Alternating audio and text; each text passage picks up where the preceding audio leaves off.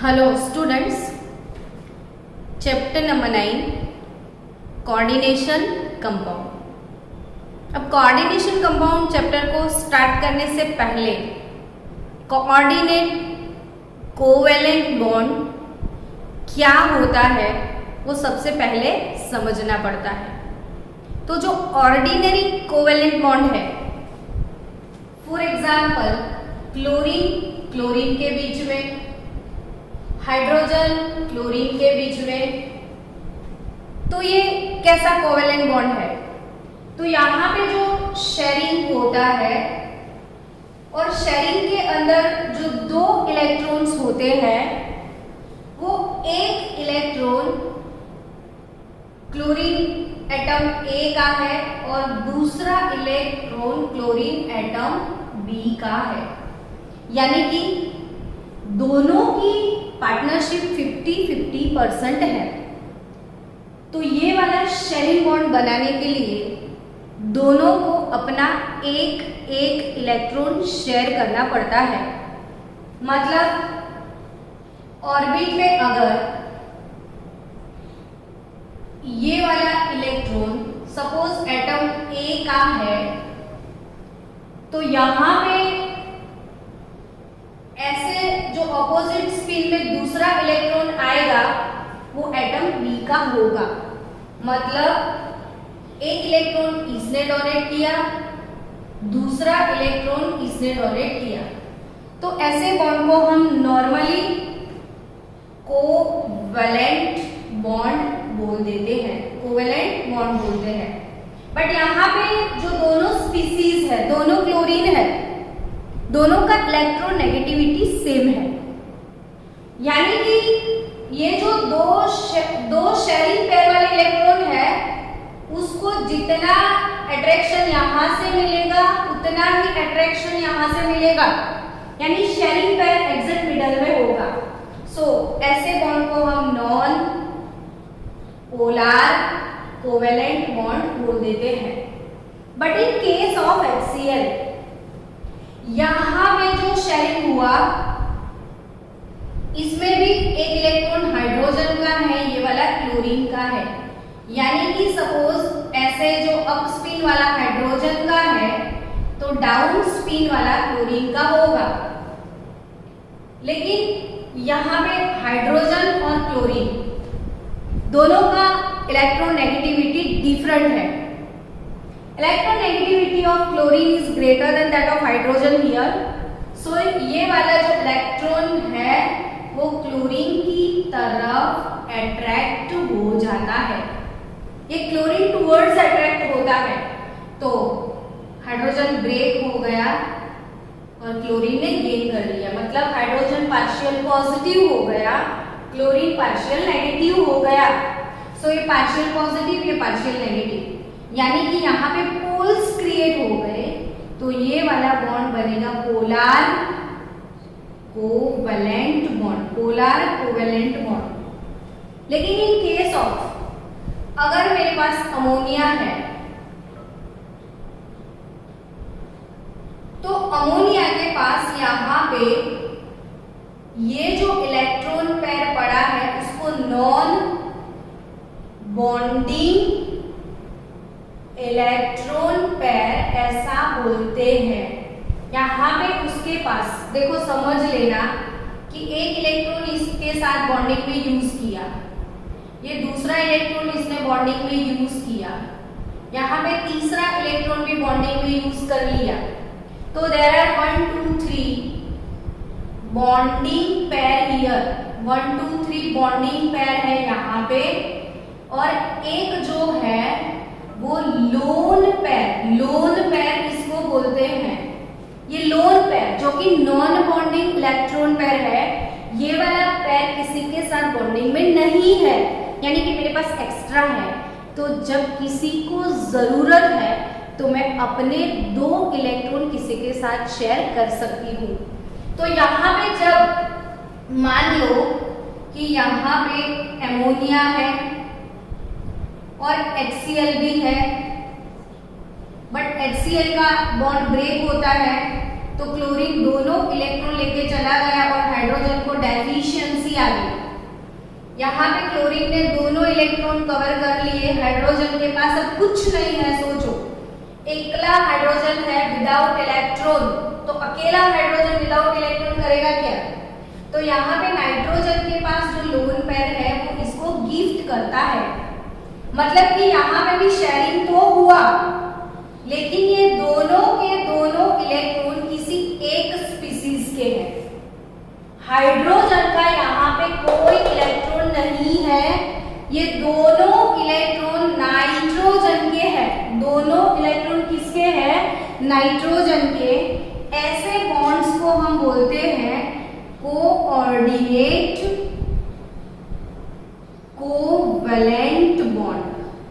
ऐसे बॉन्ड को क्या बोलते हैं हम? Coordinate covalent bond. Coordinate covalent bond में कोई एक ही एटम अपने दोनों इलेक्ट्रॉन को दूसरे के साथ शेयर करता है, तो ऐसे बॉन्ड को हम बोलते हैं कोऑर्डिनेट कोवैलेंट बॉन्ड। और जिन कंपाउंड में सारे बॉन्ड्स अगर कोऑर्डिनेट कोवैलेंट है, कोऑर्डिनेट कोवैलेंट बॉन्ड जिसमें बनते हैं, वैसे कंपाउंड को बोलेंगे हम कोऑर्डिनेशन कंपाउंड। अब ये जो चैप्टर है कोऑर्डिनेशन कंपाउंड, स्टार्ट करने से पहले ऐसे बहुत सारे वर्ड्स हैं जो हमको सीखने पड़ेंगे। तो आज का जो अपना फर्स्ट लेक्चर है उसमें मैं थोड़ा बहुत प्राइमरी लेवल का बेसिक करवाने वाली हूँ, ताकि कल से हमारा लेक्चर स्मूथ गोइंग हो जाए। तो आज के लेक्चर में हम बेसिक टर्म्स थोड़े बहुत सीखेंगे। बेसिक टर्म्स सिर्फ बेसिक के लिए सीख रहे हैं यहाँ पे। चलो, कोऑर्डिनेट कोवैलेंट बॉन्ड क्या होता है वो अब आपको समझ में आ गया है। तो यहाँ पे सीधा सीधा कोई एक कॉम्प्लेक्स कंपाउंड के जितने ऑर्गन्स हैं उसको पढ़ते हैं।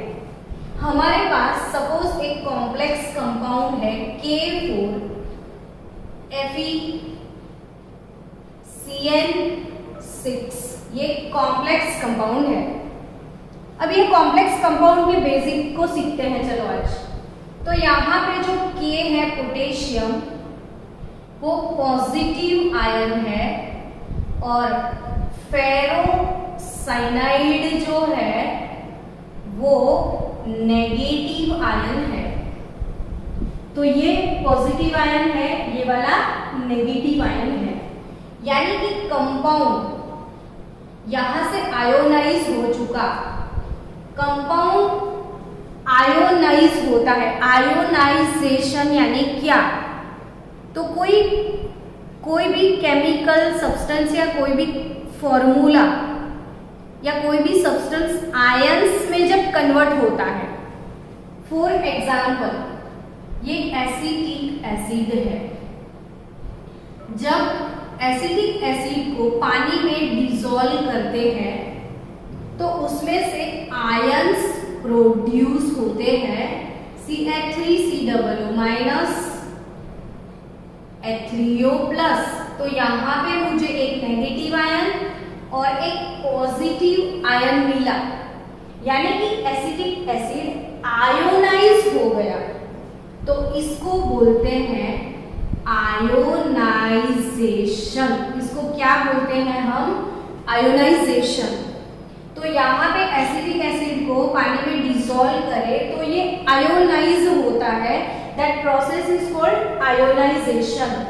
वैसे ही अगर मैंने ये पोटेशियम फेरोसाइनाइड को पानी में डाल दिया या पानी में डिसॉल्व किया तो वो कैसे आयोनाइज होता है वो समझो कि 4K प्लस एक्वियस और FeCN6 माइनस 4, यानी कि ये कहां से आयोनाइज हुआ? तो यहां से आयोनाइज हुआ। इसके अंदर से कुछ भी सेपरेट नहीं हुआ, ये यहां से आयोनाइज हुआ। तो जो यहां से मतलब जहां से ये आयोनाइज हुआ, इसको उसकी प्राइमरी वैलेंसी बोलते हैं। प्राइमरी वैलेंसी जो कि आयोनाइजेबल होती है। मेटल आयन की ये प्राइमरी वैलेंसी है जो आयोनाइज हो सकती है। तो यहाँ पे ये आयोनाइजेशन हुआ। अब ये जो आयोनाइज होने के बाद जो मुझे स्पीसीज मिला, उस स्पीसीज की बात करूं तो इसमें मेटल आयन मेरे पास कौन है? Fe। मेटल आयन कौन है मेरे पास? Fe। तो ये जो Fe है वो Fe का ऑक्सीडेशन स्टेट कैसे निकालते हैं वो सीखते हैं। तो यहाँ पे मुझे Fe का ऑक्सीडेशन स्टेट चाहिए। Fe का क्या चाहिए बच्चों? मुझे ऑक्सीडेशन स्टेट। तो Fe के लिए मैं X सपोज कर लूं। अब 6 इंटू ब्रैकेट मेरे पास यहाँ पे 6 साइनाइड आयन है।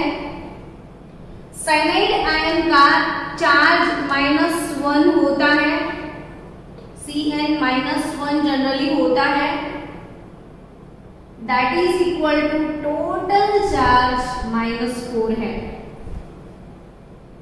यानी कि X -6 that is equal to -4.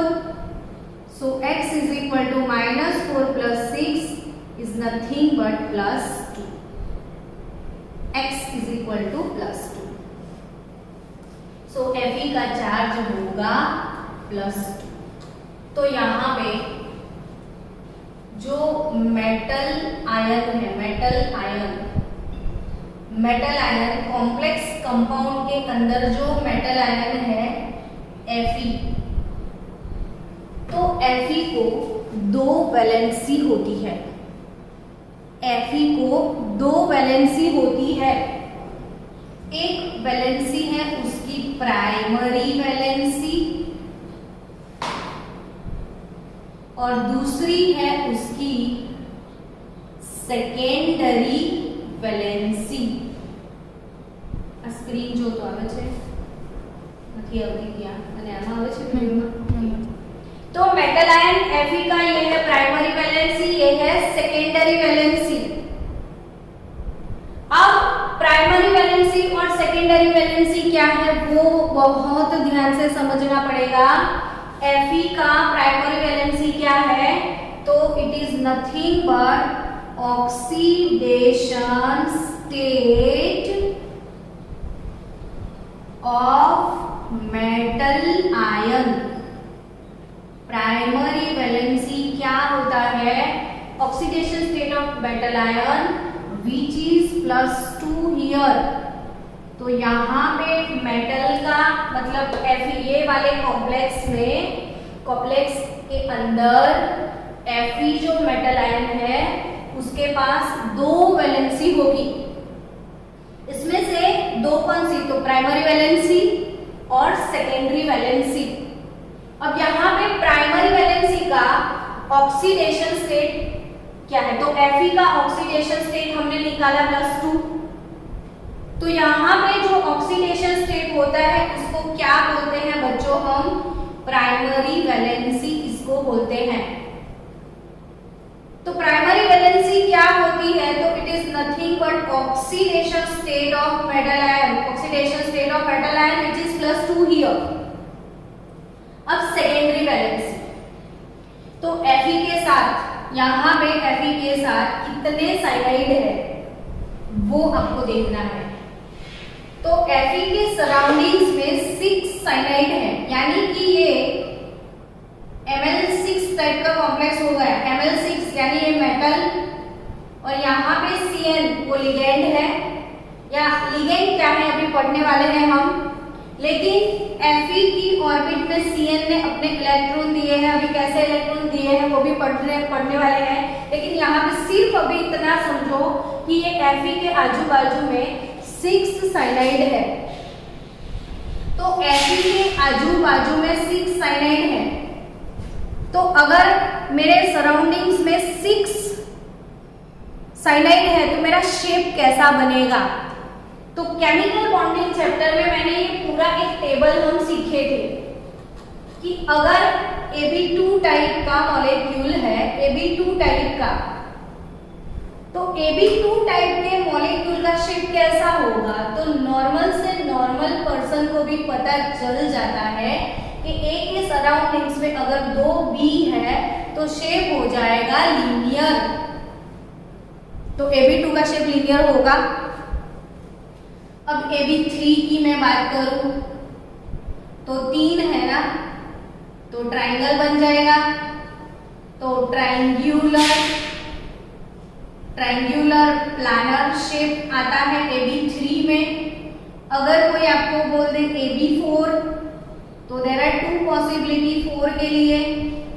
Square planar भी हो सकता है और टेट्राहेड्रल भी हो सकता है। ये भी चीजें आगे हम डिटेल में पढ़ेंगे, लेकिन ये केमिकल बॉन्डिंग में पढ़ा हुआ है तो मैं जस्ट रिवाइज करवा रही हूँ कि AB2 तो AB2 2 है ना, A के आजू बाजू में 2 है तो लीनियर शेप क्रिएट होगा। A के आजू बाजू में 3 होते हैं तो ट्राइंगुलर प्लानर शेप बनता है। A के आजू बाजू में 4 है तो ऐसे स्क्वायर भी बन सकता है और टेट्राहेड्रल भी बन सकता है। A के आजू बाजू में 5 है, 5 तो मैंने सिखाया हुआ है कि जब 5 होता है तो 3+2 का स्कीम रखते हैं। 5 में हमने कौन सा स्कीम सिखाया था? 3+2। अगेन जरा बोर्ड क्लियर करके मैं फिर से बता दूं कि जब AB5 था तो 3+2 का स्कीम था, यानी कि ये 3 और +2 about the plane and below the plane. अब ये वाले 3 को मैंने ऐसे कनेक्ट किया, ऐसे कनेक्ट किया तो बीच में ट्राइंगल, ऐसे एक तो ऊपर ऐसे एक पिरामिड और नीचे एक तो नीचे ऐसे पिरामिड, तो ट्राइंगुलर बाय पिरामिडल शेप हुआ। समझ में आया? ये ट्राइंगल है, ट्राइंगल इमेजिन करो कि ये ट्राइंगल है, यहाँ पे मैंने कुछ रख दिया तो तीनों साइड से वो ऊपर तो पिरामिड बन जाएगा, नीचे भी ऐसे जाएगा तीनों साइड से तो वो पिरामिड बनेगा।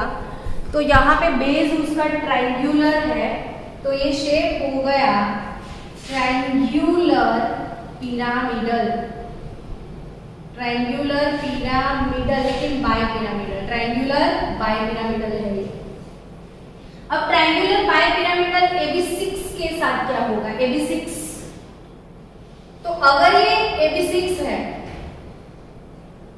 तो यहाँ पे A, B 4+2, AB6 है तो क्या होगा? 4+2। तो ये 4+2 वाला जो स्कीम है हमारा AB6 यानी 4+2, 4 यहाँ पे सेम प्लेन में है यानी 4 पूरे ऐसे स्ट्रक्चर में है, ऐसे 4 है। इसको एक को मैं ऊपर रख दूं। अब चारों को मैंने यहाँ पे कनेक्ट किया और चारों को मुझे नीचे कनेक्ट करना है, तो ये वाला शेप हो गया हमारा ऑक्टाहेड्रल शेप। कौन सा शेप? ऑक्टाहेड्रल। तो बट ऑब्वियस है, अब हमारी बात करें K4 FeCN6 के बारे में, तो यहाँ पे AB6 टाइप का मोलेक्यूल मुझे दिख रहा है, यानी कि Fe के सराउंडिंग्स में मेरे पास 6 साइनाइड है।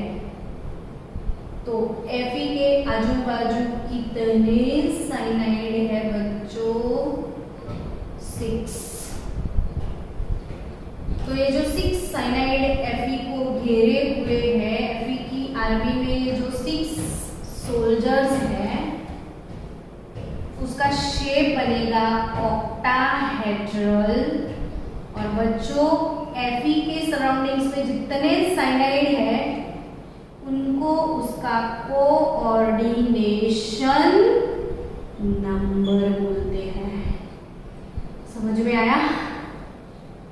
तो यहाँ पे Fe के आजू बाजू 6 साइनाइड है, Fe के आजू बाजू 6 साइनाइड है, तो वो 6 साइनाइड को कोऑर्डिनेशन नंबर ऐसा बोलते हैं। क्या बोलते हैं? Coordination number. तो यहाँ पे सेकेंडरी वैलेंसी यानी कि कोऑर्डिनेशन नंबर, और यहाँ पे कोऑर्डिनेशन नंबर 6 है। तो ये वाले कॉम्प्लेक्स में Fe का प्राइमरी वैलेंसी क्या होता है बच्चों? Oxidation state.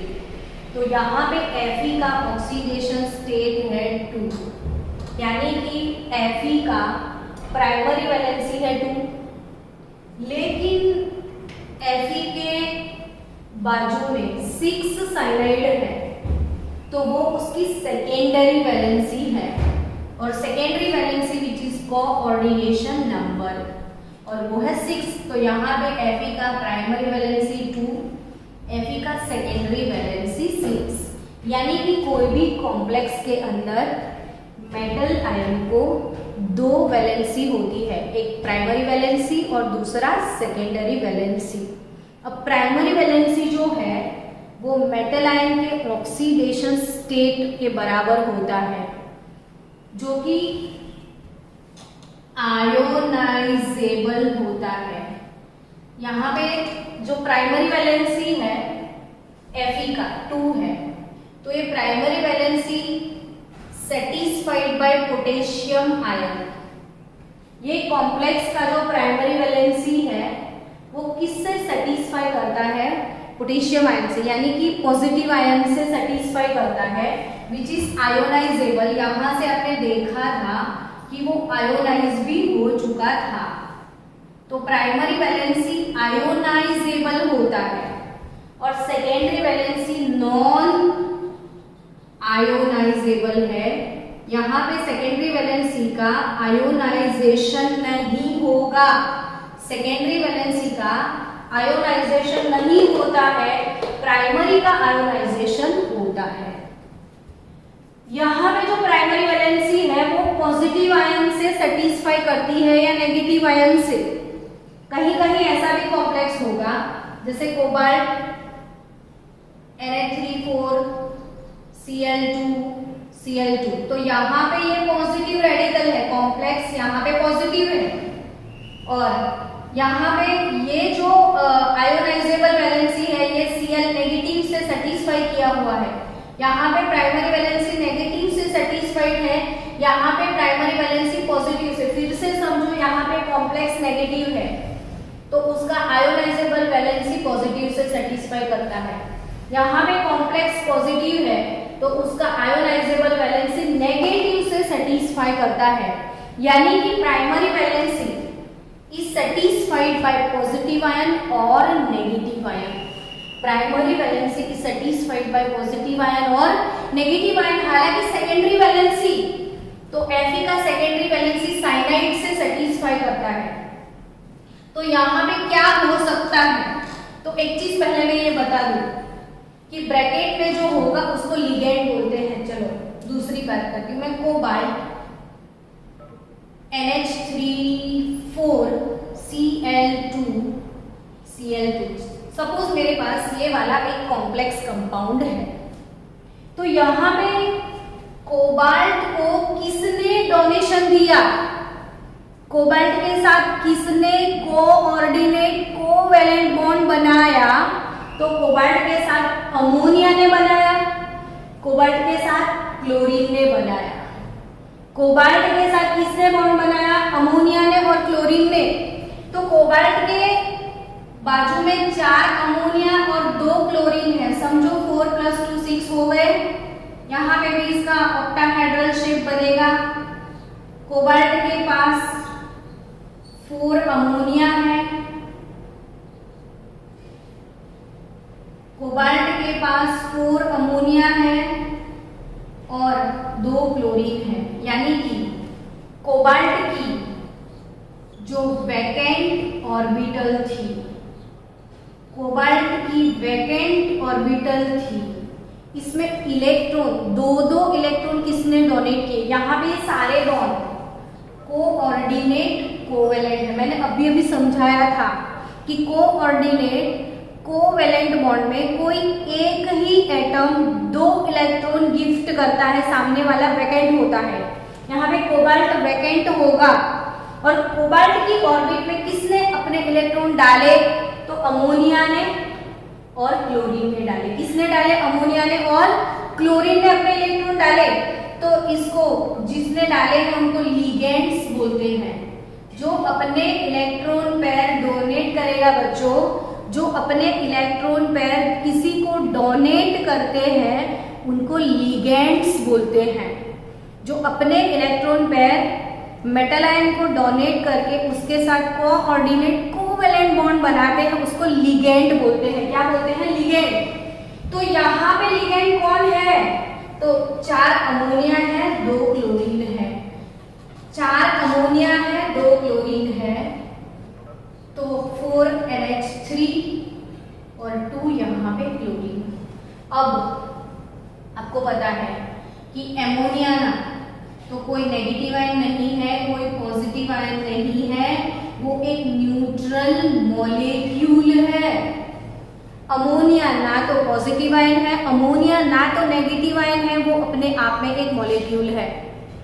तो यहाँ पे जो लिगेंड्स होते हैं, लिगेंड्स वो न्यूट्रल मॉलिक्यूल भी हो सकते हैं, वो नेगेटिव आयन भी हो सकते हैं, या यहाँ पे वो पॉजिटिव आयन जैसे NO+, NO2+ वो भी हो सकते हैं।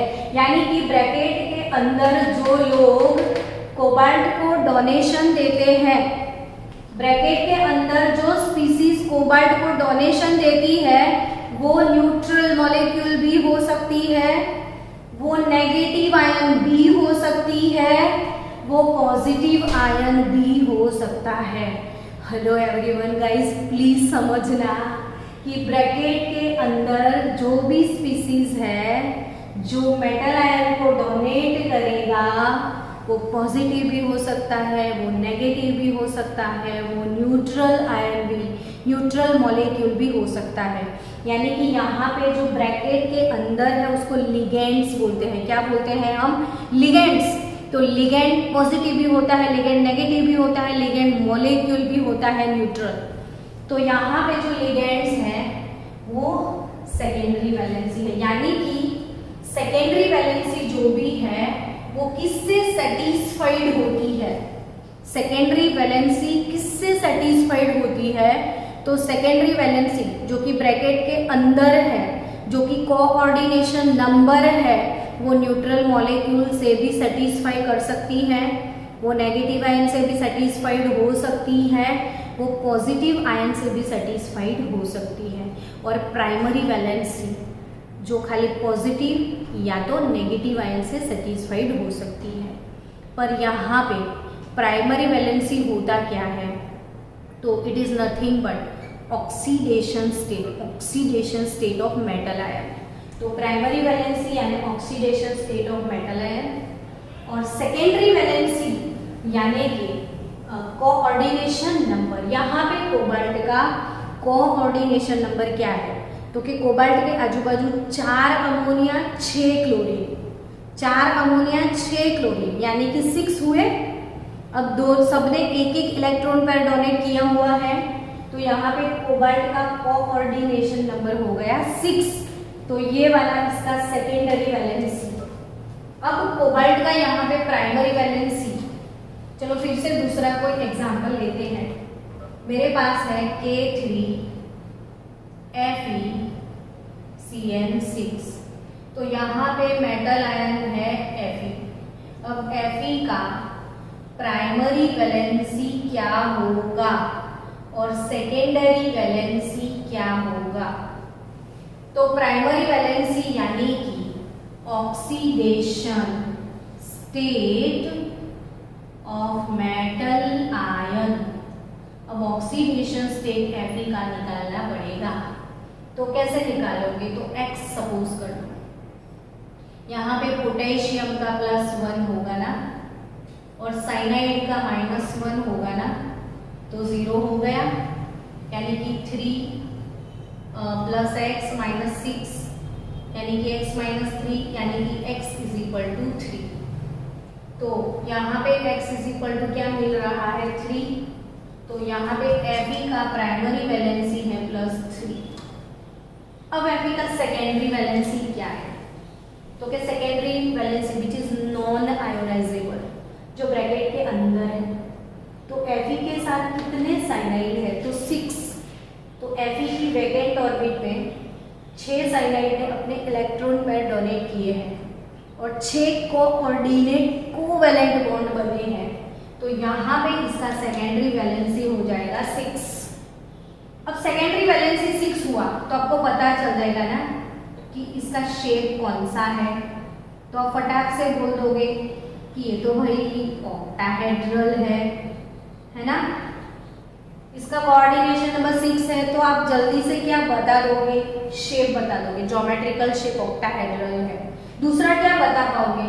तो कि जैसे सेकेंडरी वैलेंसी 6 है, शेप अगर ऑक्टाहेड्रल है तो आपको हाइब्रिडाइजेशन पता चल जाएगा कि ऑक्टाहेड्रल है तो हाइब्रिडाइजेशन में भी sp3d2 और d2sp3, यानी कि मुझे 6, देखो Fe के घर पे 6 मेहमान आने वाले हैं। Fe के घर पे 6 फैमिली आने वाले हैं तो Fe को 6 रूम अलॉट करने पड़ेंगे। Fe को कितने रूम अलॉट करने पड़ेंगे? 6 फैमिली के लिए 6 रूम। तो मुझे 6 रूम प्रोवाइड करने हैं, यानी कि 6 ऑर्बिटल्स प्रोवाइड करनी है। तो मेरे पास 6 ऑर्बिटल सेम कब आएगी? तो मुझे 6 ऑर्बिटल वाला हाइब्रिडाइजेशन करना पड़ेगा। तो 6 ऑर्बिटल वाला हाइब्रिडाइजेशन sp3d2, यानी कि एक s फिर 3p, 1 + 3 कितने हुए? 4 हुए और 2d 6 हो गए, यानी कि एक s 3p 2d 6 हो गए, या तो d2sp3 तो भी 6 हो गए। तो अगर मेरे पास ऑक्टाहेड्रल हाइब्रिडाइजेशन है तो मुझे शेप ऑक्टाहेड्रल है तो हाइब्रिडाइजेशन का भी पता चल जाएगा। यानी सेकेंडरी वैलेंसी से मुझे क्या क्या पता चल जाता है? तो जो सेकेंडरी वैलेंसी है उससे ज्योमेट्रिकल शेप पता चलता है, उससे हाइब्रिडाइजेशन पता चलता है।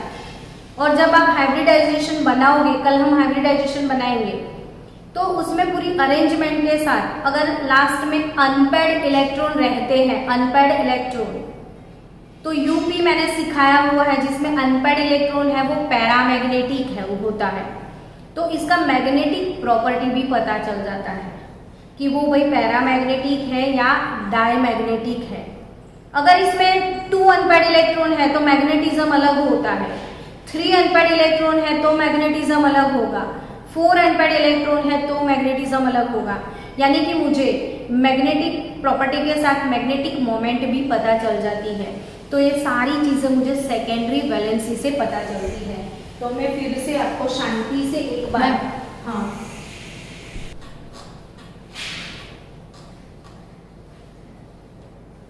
हेलो स्टूडेंट्स, मैं फिर से एक बार फास्ट आपको रिवाइज करवा दूं कि जो भी मेटल आयन है उसके पास 2 वैलेंसी होती है। एक प्राइमरी वैलेंसी जो कि मेटल आयन के ऑक्सीडेशन स्टेट के बराबर होती है, जो आयोनाइजेबल है, और this primary valency is satisfied by cation और anion only. Next, secondary valency भी होता है। वो सेकेंडरी वैलेंसी यानी कि उसका कोऑर्डिनेशन नंबर नॉन आयोनाइजेबल है, वो आयोनाइज नहीं होता है। सेकेंडरी वैलेंसी किससे सेटिस्फाइड होता है? तो न्यूट्रल मॉलिक्यूल भी हो सकते हैं, पॉजिटिव आयन भी हो सकते हैं, नेगेटिव आयन भी हो सकते हैं। सेकेंडरी वैलेंसी से क्या पता चलता है? तो geometrical shape, hybridisation, magnetic property, magnetic moment, तो ये सारी चीज़ें हमको सेकेंडरी वैलेंसी से पता चलती हैं। अब ये थोड़े बेसिक्स हमने क्लियर कर दिए। उसके बाद ये लिगेंड्स क्या होते हैं वो समझना बहुत ज़रूरी है। लेकिन लिगेंड को समझने से पहले भी मुझे कोई एक हाइब्रिडाइजेशन आपको क्लियर करवाना है, जस्ट फॉर एग्जाम्पल और जस्ट फॉर बेसिक ओनली। आगे हम बहुत सारे हाइब्रिडाइजेशन पढ़ने वाले हैं, लेकिन जब तक बेसिक नहीं करोगे वो चैप्टर आपको बोरिंग लगेगा। सो आज सबसे पहले हम हाइब्रिडाइजेशन सीखेंगे। तो हाइब्रिडाइजेशन सीखने से पहले मुझे आपको 21 से लेके 30 का इलेक्ट्रॉनिक कॉन्फ़िगरेशन रिवाइज करवाना पड़ेगा। तो जल्दी से हम 21 से 30 एलिमेंट्स लिख देते हैं। 23, 24, 25, 26, 27, 28, 29 और 30 तक। मैंने आपको पोएम पढ़ाया हुआ था, याद है ना? शक्ति ना, शक्ति यानी SCTI, शक्ति, शक्ति, शक्ति यानी SCTI, शक्ति कपूर, जानते हो ना? तो शक्ति, शक्ति ना VCR, शक्ति के VCR, शक्ति के VCR पे मुझे फेंको, मैंने ऐसा सिखाया था। शक्ति के VCR पे मन्ने फेंको, मन्ने फेंको, शक्ति के VCR पे मन्ने फेंको, MNFECO। आपको कुछ दिखेगा, वो है निकुंज। 12th केमिस्ट्री, इसमें 25 से ज़्यादा मार्क्स बोर्ड के पेपर में सीरीज लर्न करने से आएंगे। इतना बाय हार्ट करो कि नींद में भी कोई उठा के पूछे ना, चल एफी का नंबर बता, कॉन्फ़िगरेशन बता, धाड़ धाड़ धाड़ आप लिख सकते हो, वैसा प्रिपेयर करना। तो यहाँ पे शक्ति के VCR पे मन्ने फेंको निकुंज दिखेगा, शक्ति के VCR पे मन्ने फेंको निकुंज दिखेगा। तो यहाँ पे 21 से लेके 30 सब में कॉमन है आर्गन। तो आर्गन आर्गन आर्गन सब में लिख दो, आर्गन। अब आर्गन के बाद क्या लिखोगे? तो आर्गन के बाद 3D और 4S आपको याद रखना है।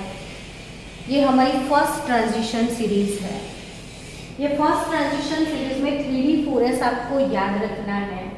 तो यहाँ पे 21 3D1, 22 3D2, 23 3D3, 24 3D4, 25 3D5, 26 3D6, 27 3D7, 28 3D8, 29 3D9, 30 3D10।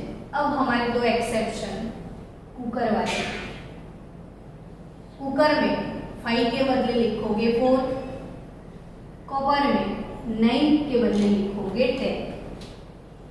बाकी सब में 4s2 4s2 4s2 4s2, यहाँ पे एक्सेप्शन में 4s1, यहाँ वाला एक इलेक्ट्रॉन यहाँ चला गया।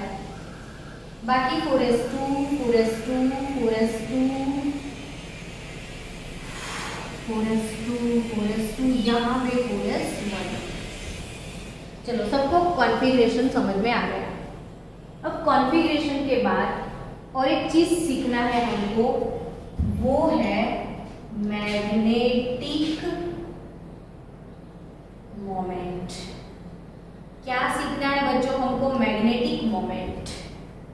तो मैग्नेटिक मोमेंट को हम बोलते हैं म्यू, और म्यू कैलकुलेट करते हैं फॉर्मूला से √n+2, और यूनिट होगा बोर मैग्नेटॉन। यूनिट कौन सा होगा? बोर मैग्नेटॉन, BM इसका यूनिट है। यहाँ पे √n+2, n क्या है? थोड़ी स्क्रीन अप कर। n क्या है? तो n यहाँ पे है number of unpaired electron. n क्या है? Number of unpaired electron. n क्या है बच्चों? Number of unpaired electron. अब नंबर ऑफ अनपेयर्ड इलेक्ट्रॉन कैसे निकालोगे? सपोज मेरे पास है कोबाल्ट +3।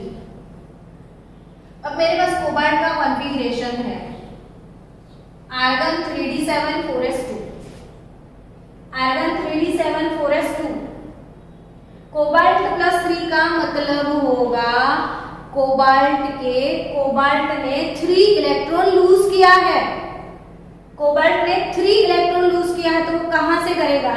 तो लास्ट ऑर्बिट से 4s के जाएंगे 2 और d का जाएगा 1, तो कोबाल्ट +3 का मतलब हो गया 3d6 4s0 हो जाएगा। अब d के 6 है, तो आपको ये भी पता होना चाहिए कि d के अंदर 5 सबऑर्बिटल है। d के अंदर कितनी सबऑर्बिटल है? 5। सो 1 2 3 4 5। अब d6 यानी कि 1 2 3 4 5 6 हो गए। अब इसमें कितने अनपेड इलेक्ट्रॉन है? तो 4, तो n = 4। अनपेड यानी अकेले अकेले सिंगल वाले, तो यह अनपेड इलेक्ट्रॉन n4 है हमारे पास। तो इसका मैग्नेटिक मोमेंट म्यू कैसे कैलकुलेट किया जाता है? यहां पे 4 डाल दो, अब कर दो 4 + 2,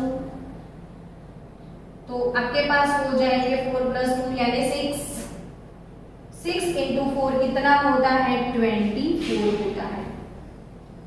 6 × 4 कितना होता है? 24। अब 24 का रूट निकाल दो। 24 का रूट निकाल दो। कैसे निकालोगे 24 का रूट? तो मैं भी आपको एक शॉर्टकट ट्रिक सिखाती हूँ, देखो।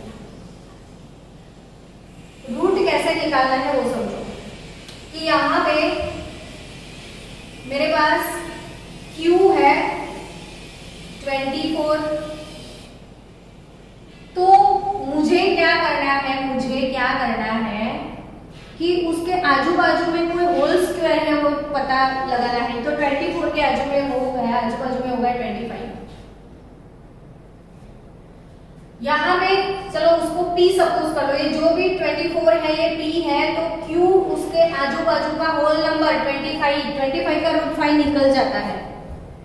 तो शॉर्टकट फॉर्मूला है √Q + P - Q upon 2 √Q। Practice करोगे तो ये फॉर्मूला बहुत इजी है।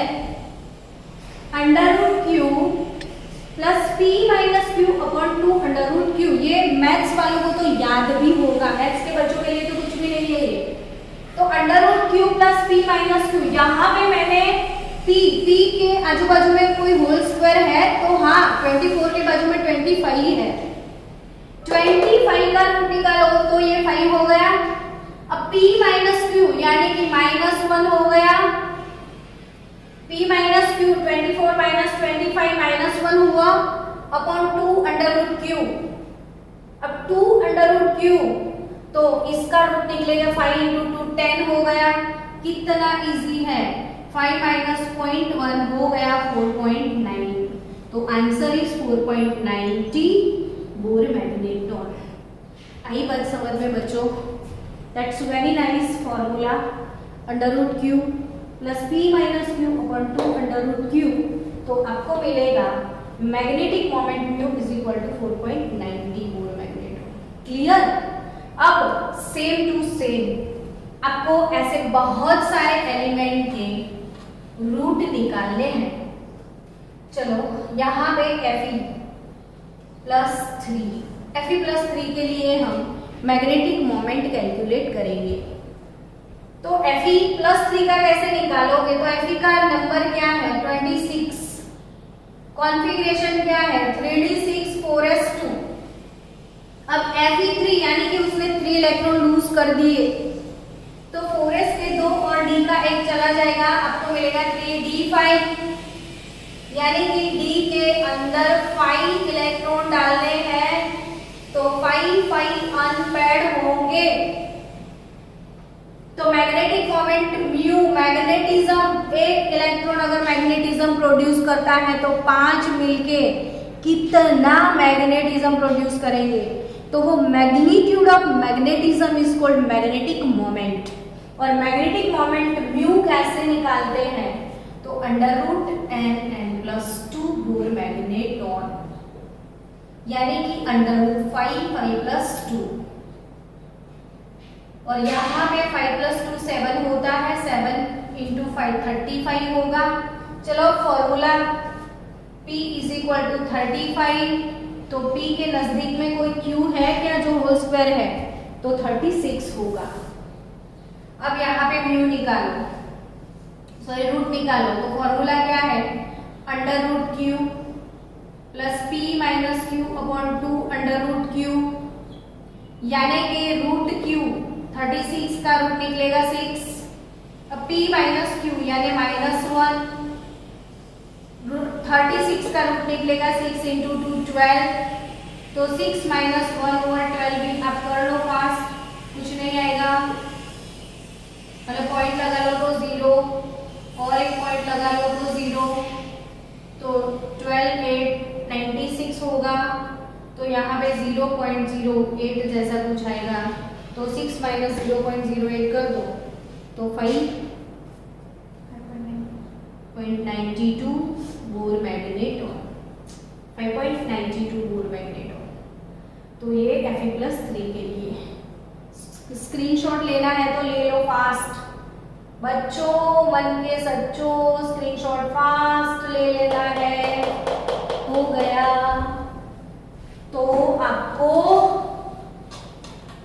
और सारे स्पीसीज के मुझे मैग्नेटिक मोमेंट भेजना है, स्कैंडियम +3 के लिए, टिटेनियम +2 के लिए, वेनेडियम 3 का, क्रोमियम 3 का, मैंगनीज 2 का, मैंगनीज 5 का, मैंगनीज 7 का, Fe कोबाल्ट 2, कोबाल्ट 3, निकल 2 का, इन सबका मैग्नेटिक मोमेंट कैलकुलेट करके आप मुझे सेंड करोगे। और मिलते हैं कल नेक्स्ट लेक्चर में फिर से बहुत बेस्ट थियरी के साथ। तब तक के लिए हैव अ गुड डे।